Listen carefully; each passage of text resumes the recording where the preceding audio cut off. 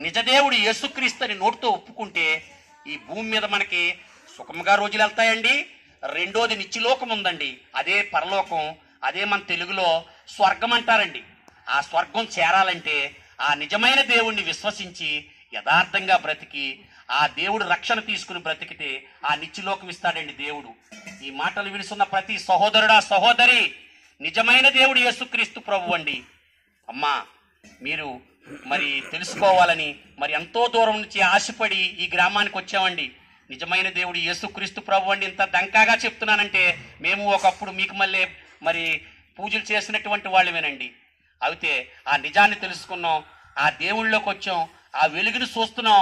ఆ వెలుగు మీ అందరికీ తెలియజేయాలని ఈ గ్రామానికి వచ్చామండి.